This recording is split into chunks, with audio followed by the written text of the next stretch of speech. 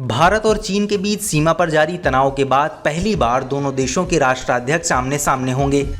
ये मौका होगा 12वें ब्रिक्स शिखर सम्मेलन का। 17 नवंबर को वीडियो कॉन्फ्रेंसिंग के जरिए हो रहे इस सम्मेलन में भारत के प्रधानमंत्री नरेंद्र मोदी और चीन के राष्ट्रपति शी जिनपिंग शिरकत करेंगे। इस साल के शिखर सम्मेलन में ब्रिक्स देशों के नेताओं की बैठक का विषय वैश्विक स्थिरता, साझा सुरक्षा और अभिनव विकास के लिए ब्रिक्स की भागीदारी है। इस साल पांचों देशों के प्रमुख स्तंभों शांति और सुरक्षा, अर्थव्यवस्था और वित्त, सांस्कृतिक और लोगों के बीच आदान प्रदान पर करीबी रणनीतिक साझेदारी जारी रखी है। आपको बता दें कि ब्रिक्स के घटक राष्ट्र ब्राजील, रूस, भारत, चीन और दक्षिण अफ्रीका हैं। चीन के साथ लद्दाख में सीमा पर चल रहे गतिरोध के बीच वायुसेना प्रमुख RKS भदौरिया ने आज कहा कि चीन की चुनौती से निपटने के लिए हम अच्छी स्थिति में हैं।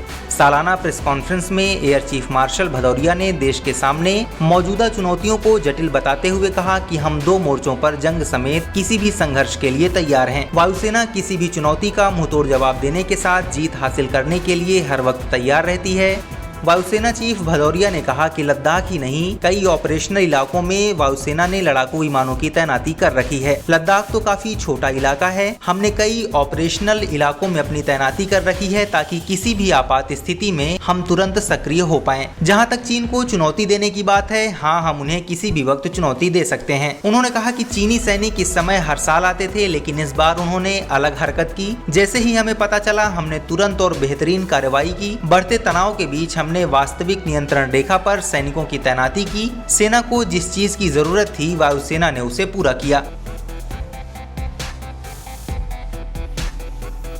पूर्वोत्तर में वायुसेना की तैनाती के सवाल पर एयर चीफ ने कहा कि हमारी वहां पर्याप्त तैनाती है। चिनूक की तैनाती वहां की जा चुकी है। इस इलाके में भी हमारी योजना तैयार है। यहां पर जहां तक हमारी क्षमता का सवाल है, तो हम काफी मजबूत हैं। वायुसेना प्रमुख ने कहा कि अभी विवादित इलाकों से सैनिकों को हटाने की प्रक्रिया पर बात चल रही है। मौजूदा गति धीमी है। ठंड में हमने LAC पर पूरी तैनाती कर रखी है। उम्मीद करते हैं कि बातचीत से कोई हल निकल पाए। हम जमीनी स्थिति के आधार पर फैसला करते हैं। वायुसेना प्रमुख से जब डायरेक्ट एनर्जी वेपन पर सवाल पूछा गया, तो उन्होंने कहा कि अभी इस पर DRDO काम शुरू करेगा। जब तक 5वीं पीढ़ी का विमान आएगा, तब तक हम चाह रहे हैं कि 6ठी पीढ़ी की तकनीक भी शामिल हो। उन्होंने कहा कि इसके लिए डायरेक्ट एनर्जी आना जरूरी है। अगले 15-20 साल में हम इसमें सफल हो पाएंगे। इस तकनीक में एंटी मिसाइल तकनीक शामिल हो सकती है। हम चाहते हैं कि 5वीं पीढ़ी के एयरक्राफ्ट में 6ठी पीढ़ी की तकनीक भी शामिल हो। ये सबसे बेहतरीन परिणाम होगा।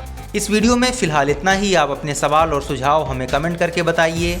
बाकी देश और दुनिया की ताज़ा तरीन खबरों की अपडेट्स के लिए हमारे चैनल लोकमत हिंदी को सब्सक्राइब कर लीजिए। अगर आप ये वीडियो फेसबुक पर देख रहे हैं, तो हमारे पेज को लाइक और फॉलो कर लीजिए।